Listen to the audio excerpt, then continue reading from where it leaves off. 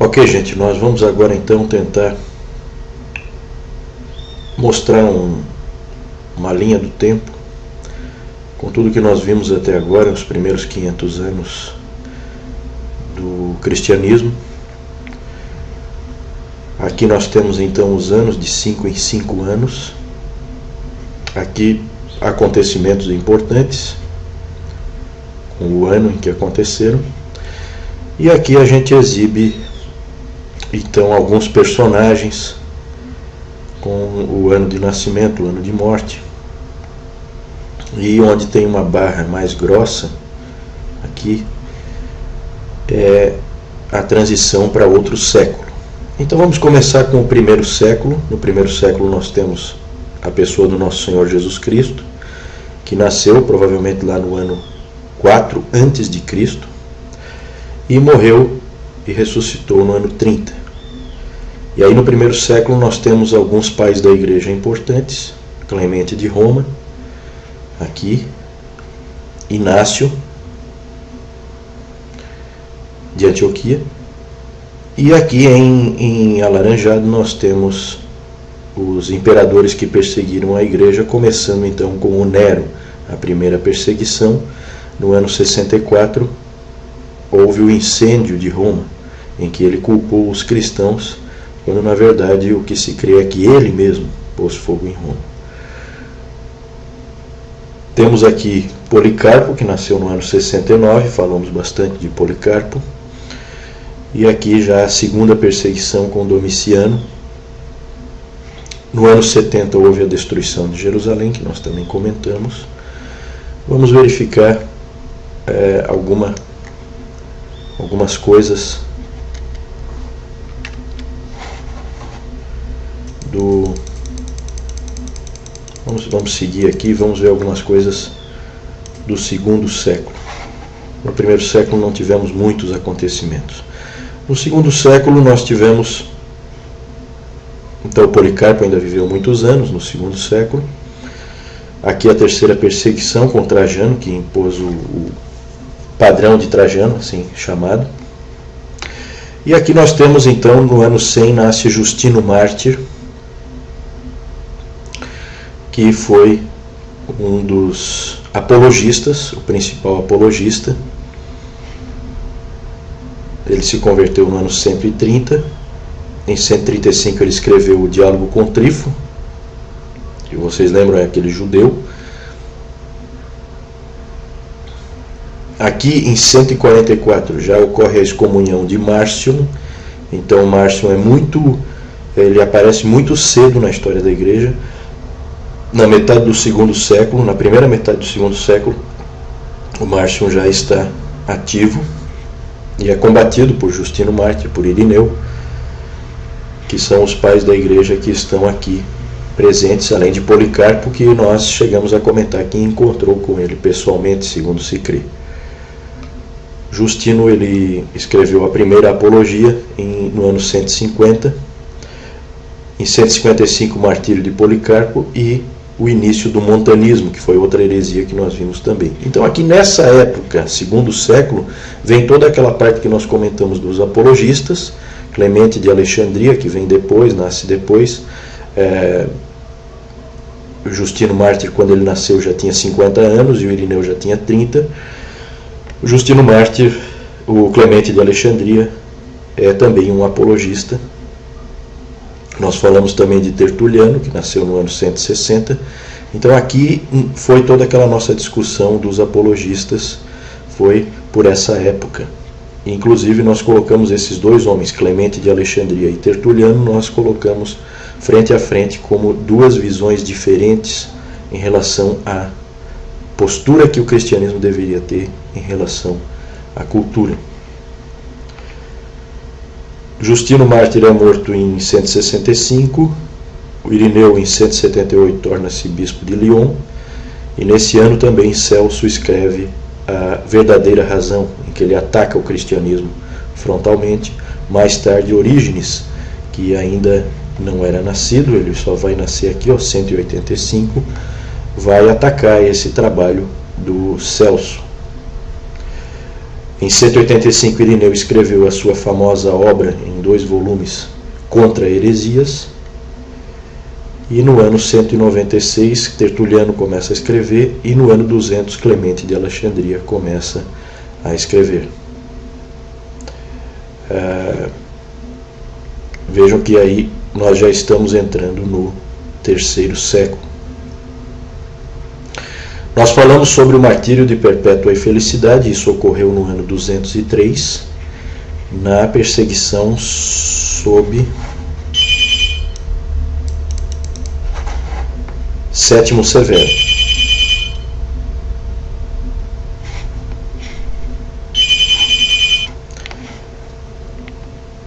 Então, com o Sétimo Severo, nós temos a morte da Perpétua e da Felicidade.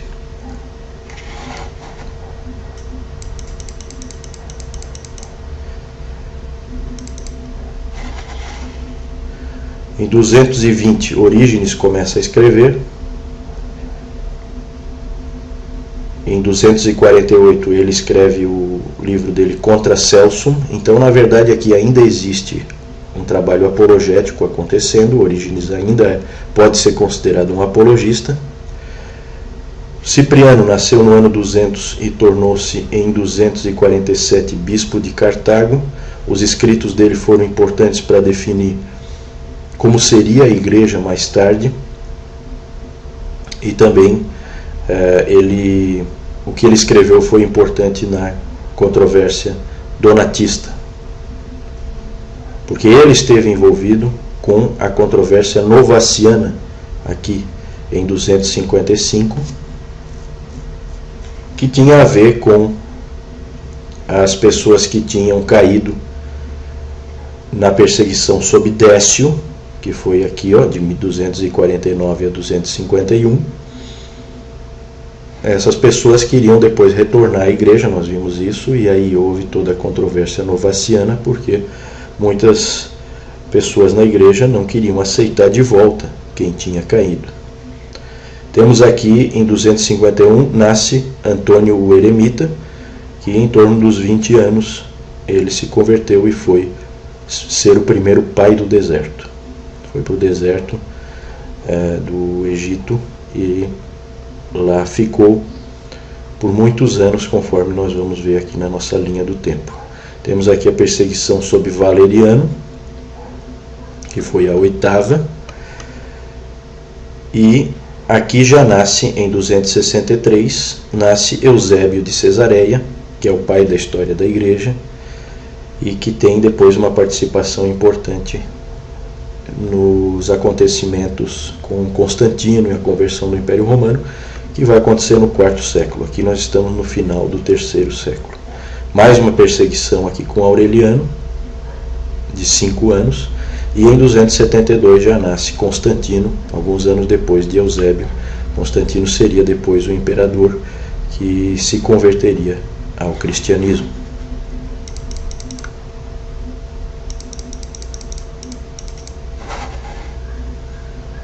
Aqui nós vemos Pacômio,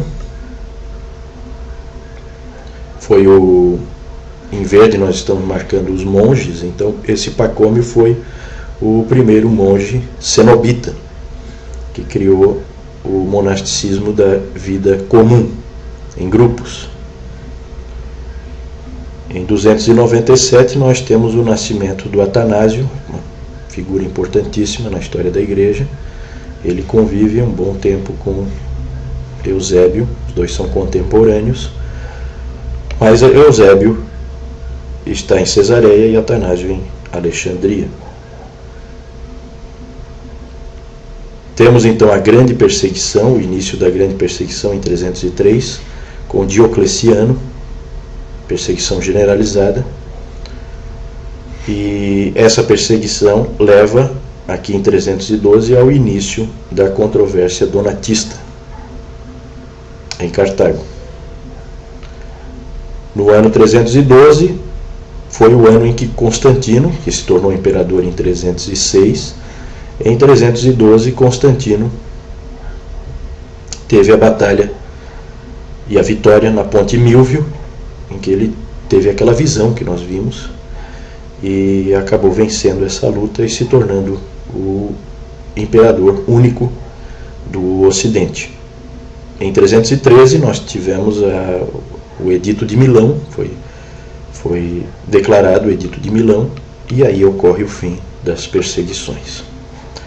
No ano 310 é o ano de nascimento do Apolinário, que foi um herege, conforme nós vimos, que ensinava que o corpo de Cristo tinha recebido uma alma divina.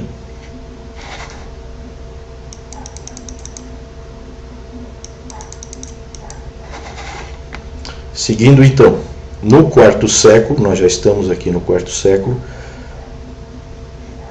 nós temos um acontecimento importante. Bom, antes vamos falar aqui que em 315 já começa a controvérsia ariana, que vai motivar o primeiro concílio ecumênico, o concílio de Niceia, e continua a controvérsia donatista. Em 316 os donatistas apelam a Constantino pela sua causa e são rejeitados. Em 324, Constantino unifica o império e passa a ser o único imperador tanto no Ocidente como no Oriente. No ano 330, ele funda Constantinopla e leva a sede do império para lá. Em 325, tivemos então o concílio de Niceia, que condenou o arianismo. E Atanásio, no ano 328, que foi um pai da igreja importantíssimo para condenar o arianismo, ele torna-se bispo de Alexandria, em 328. E aí, aqui no quarto século, nós temos o nascimento de uma quantidade enorme de teólogos, líderes da igreja, pais da igreja, como nunca se viu. Isso aparece com clareza aqui na nossa linha do tempo. Nós temos aqui assim os pais capadócios, os 3 capadócios, Basílio, seu irmão Gregório de Nissa e o seu amigo Gregório de Nazianzo. O Basílio e o Gregório de Nazianzo nasceram em 329 e o Gregório de Nissa era 6 anos mais novo. No ano em que nasceu Gregório de Nissa, também nasceu Martinho de Tours, que foi o primeiro monge do Ocidente, precursor do monasticismo ocidental. Por isso que está em verde aqui. Aqui ainda é a vida do Apolinário, que foi o herege que nós comentamos anteriormente. Em 353, o imperador Constâncio inicia sua campanha pró-arianismo e exila Atanásio. Atanásio foi exilado várias vezes. Vamos trazer de volta aqui o Atanásio. Vejam que ele ainda está vivo aqui. Foi contemporâneo de Basílio, de Gregório de Nazianzo e de Gregório de Nissa. Em 367 nós temos a famosa carta de Atanásio, em que ele lista os 66 livros do cânon. Nós falamos do cânon e nós falamos da lista de Atanásio como consolidando o cânon. Em 370 Basílio torna-se bispo de Cesareia. E em 381 tivemos o concílio de Constantinopla, que deixou clara a posição do Espírito Santo dentro da Trindade, definiu a pessoa do Espírito Santo com clareza, colocando ele como igual, de mesma substância que o Pai e o Filho. Em 386 nós temos a conversão de Agostinho em um jardim de Milão. Aqui nós vemos que aqueles 3 teólogos e líderes religiosos que nós falamos antes, Ambrósio, João Crisóstomo e Jerônimo, todos aqui são contemporâneos, vejam que é pouca a diferença de idade entre eles, e Agostinho vem um pouquinho depois, Ele tem aproximadamente 10 anos a menos que Crisóstomo. E aparece aqui no ano 361 até 363. 361 até 363 aparece Juliano, o apóstata, que foram aqueles anos em que o paganismo foi restabelecido no Império Romano. Aí nós temos o nascimento de Pelágio, em 369. Claro que ele é um contemporâneo de Agostinho, os dois se enfrentaram teologicamente. Aqui nós temos o batismo de Agostinho em 387 e a ordenação de Agostinho em 391. Em 395 ele torna-se bispo de Hipona. Depois de se tornar bispo de Hipona é que então ele começa a escrever, e a escrever muito. Ele escreve de 397 até 401, ele escreve as Confissões, e de 411 a 430 ele escreve os seus escritos antipelagianos.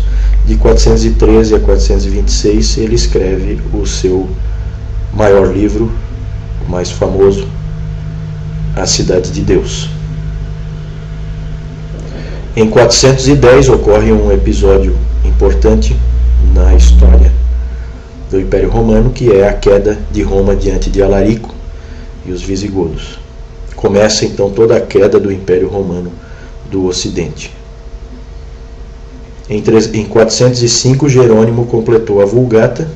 Jerônimo e Agostinho foram contemporâneos por muito tempo, e nós vimos isso ao longo do curso. Aqui aparece o imperador Teodósio. O período em que ele foi imperador, foi ele que tornou o cristianismo a religião oficial do império. Aqui Nestor, que nós falamos também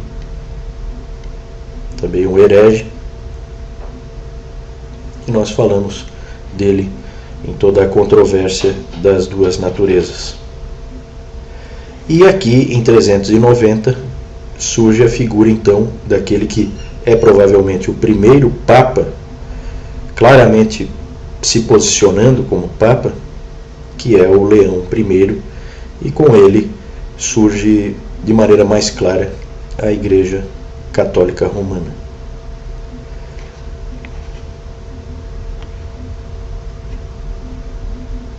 Em 418, o Sínodo de Cartago lançou um anátema sobre o ensino de Pelágio. 429, vândalos arianos invadem o norte da África. Depois disso, os imperadores romanos do Ocidente passam a ser fantoches nas mãos dos generais germânicos. Então é só lá em 476 que se diz que houve a queda do Império Romano do Ocidente, no fim já do V século, mas isso em função da deposição do último imperador do Ocidente. Depois dele não houve mais imperador no Ocidente. Entretanto, desde o ano 410, a queda de Roma já vinha acontecendo, com saques constantes por parte de grupos bárbaros. E em 429, aqui nós temos esses vândalos arianos que invadem o norte da África. E em 476, o general germânico Odoacro simplesmente finalizou e acabou, inclusive, com aqueles imperadores que eram meros fantoches nas mãos dos generais germânicos. O Leão I tornou-se Papa em 440. Aqui essa linha do tempo mostra, na verdade, a vida dele. Ele nasceu em 390 e ele, aos 50 anos, tornou-se Papa. E ele foi importante, nós vimos, para que ocorresse o concílio de Calcedônia em 451. Nós falamos aqui já nessa outra cor, nós na verdade estamos mostrando já a Idade Média. A Idade Média é marcada pelo ano 476, e um personagem que nós falamos nessa nossa primeira parte, na verdade pertencia à Idade Média, mas como nós falamos dos primórdios do monasticismo, nós o incluímos aqui nesses primeiros 500 anos, apesar dele ter nascido em 480 e ter vivido a maior parte da vida dele no século VI. Benedito de Núrcia, que nós falamos sobre ele junto com Martinho de Tours, quando nós estávamos falando sobre os primórdios do monasticismo. Essa é a nossa linha do tempo, que evidentemente vai continuar mais tarde com os próximos 500 anos.